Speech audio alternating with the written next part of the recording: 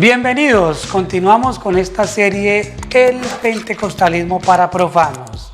El capítulo de hoy tiene que ver con el protestantismo histórico y su legado. Esta serie es una serie de largo aliento. Quiero entrar en detalle en aspectos que considero de suma relevancia para comprender el devenir del fenómeno pentecostal en toda Latinoamérica y en el resto del mundo. Indiscutiblemente, el pentecostalismo está estrechamente relacionado con el protestantismo. Por eso los invito a que revisemos algunos aspectos de la Reforma que seguramente nos van a permitir comprender la naturaleza propia del movimiento carismático. Poder determinar el origen del protestantismo es una tarea de gran complejidad debido a que no ha sido factible señalar las verdaderas motivaciones que lo promovieron. Armstrong, por ejemplo, plantea que no se sabe exactamente cuáles fueron las causas que originaron la Revolución Protestante y que todas las explicaciones que existen en la actualidad al respecto, pues simplemente hay que leerlas críticamente.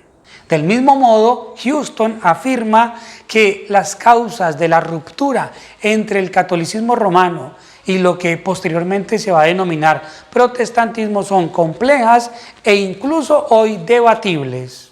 También en el tomo 6 de la Enciclopedia de Historia Universal, acerca de la Reforma en Alemania, Riaño afirma que durante el Renacimiento el hombre sintió la necesidad de volver a su sensibilidad, de tocar su cuerpo.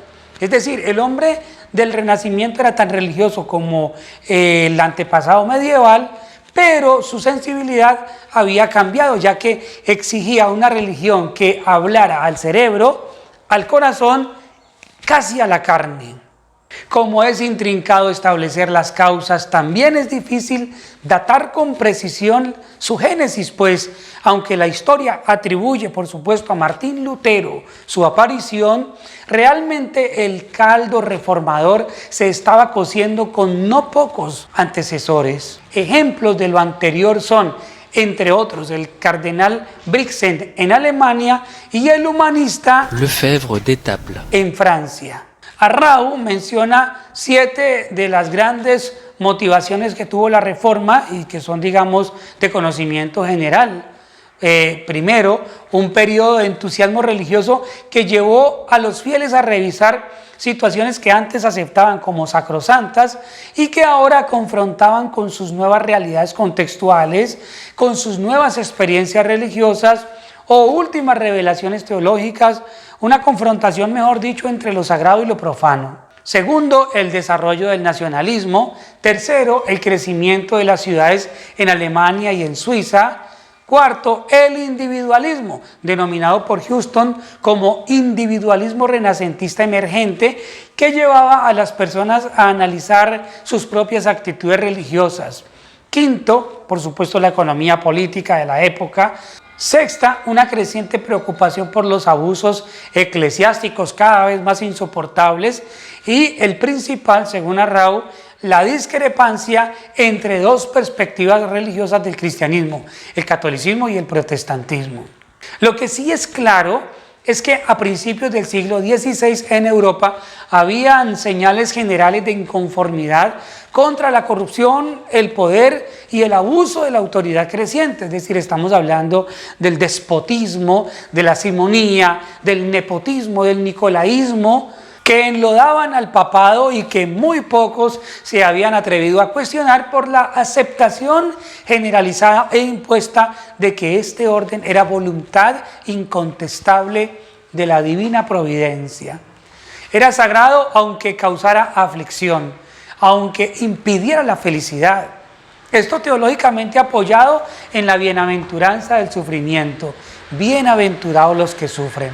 Freud sostiene que la gran aspiración del ser humano es la felicidad. Llegar a ser felices, no dejar de serlo nunca. Para él, esta aspiración tiene dos fases, un fin positivo y otro negativo.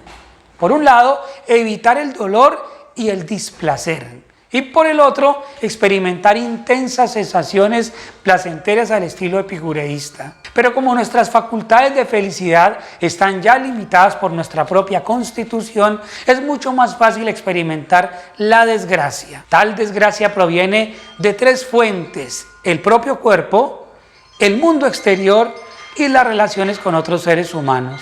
Siguiendo estos raciocinios freudianos, podríamos sostener que tal adaptación a la desgracia lleva al hombre religioso a aceptar su destino con resignación y acude a la religión en busca de control sobre las vicisitudes propias de su naturaleza. A través de ritos e invocaciones se puede interferir la fatalidad de la realidad, ya sea esta una enfermedad, una catástrofe natural o la misma muerte. De modo que se acepta el sufrimiento como potestad del Creador, y así, aunque líderes religiosos aflijan al pueblo, sean los causantes de las tragedias y obstaculicen el progreso individual, son vistos como siervos de Dios. Simplemente Dios hace lo que quiere y la criatura no puede cuestionar al Creador. A esta clase de Dios se le puede denominar caprichoso, es decir, el que hace lo que quiere porque sí. Y tal como es en el cielo, así sea en la tierra. Por tanto, si Dios es así, el humano también puede ser así. Sin duda, esto debe ser entendido, tal como lo afirma Reves y Partain, como un antropomorfismo para justificar la actitud caprichosa del papado o del rey o de cualquier líder religioso, ya que se afirma la imitatio Dei. Estos líderes imponen sus ideales aunque no tengan mucha justificación, aunque no tengan muchas razones, aunque no tengan una lógica. Simplemente hay que hacerlo porque ellos dicen y punto. De modo que aunque se les demuestre que están equivocados, se empecinarán en seguir afirmando sus ideas. La Iglesia Católica Romana tenía siglos evitando ceder a los recientes atrevidos movimientos de protesta organizados por disidentes como Pedro Valdés y los valdenses en Francia y en Italia de los siglos XII y XIII, Juan Wycliffe y los wyclifistas en Inglaterra de los siglos XIV y XV, Juan Hus y los husistas en Bohemia y Moravia de los siglos XIV y XV, y otros líderes frustrados, o a los movimientos seculares de presión sociocultural conocidos ahora como el Renacimiento y el Humanismo, que también querían revolucionar el orden establecido en Europa, es decir, el feudalismo, el absolutismo del Santo Imperio Romano y el inconcuso sistema escolástico. En medio de esta época de bulliciosa agitación, donde la gente se preocupaba por una multitud de problemas no resueltos y anhelos insatisfechos,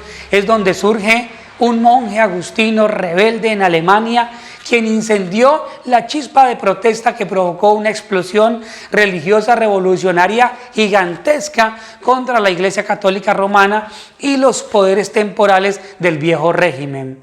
Por eso los invito ahora a que revisemos algunos aspectos importantes de la reforma propiamente luterana.